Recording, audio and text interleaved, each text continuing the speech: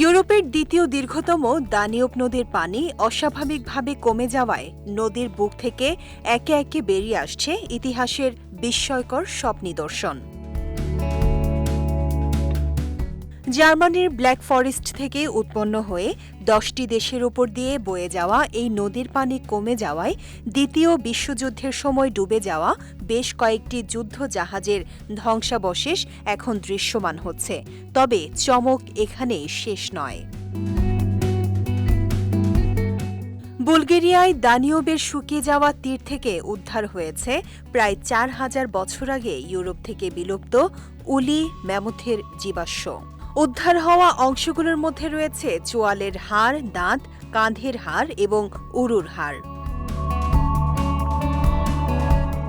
নদীর তলদেশে শুধু প্রাগৈতিহাসিক প্রাণীর চিহ্নই নয়, দ্বিতীয় বিশ্বযুদ্ধের স্মৃতিও যেন ফিরে এসেছে। অনুসন্ধানকারীরা শুকিয়ে যাওয়া নদীর পাড় থেকে পুরনো রেডিও অ্যাম্প্লিফায়ার ও বুলেটের খোলসও উদ্ধার করেছেন। তবে এই ঐতিহাসিক আবিষ্কারের আড়ালে রয়েছে ভয়াবহ পরিবেশগত সংকেত।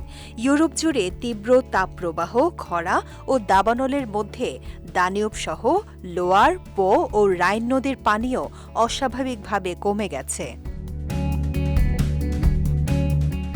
পানির সংকট এতটাই তীব্র হয়েছে যে রোমানিয়া ও হাঙ্গেরিতে বিদ্যুৎ কেন্দ্রের পরমাণু চুল্লি বন্ধ করতেও হয়েছে। কারণ দানিউব শুধু একটি নদী নয়, এটি ইউরোপের গুরুত্বপূর্ণ বাণিজ্য পথ এবং শিল্প ও বিদ্যুৎ উৎপাদনের অন্যতম পানির উৎস।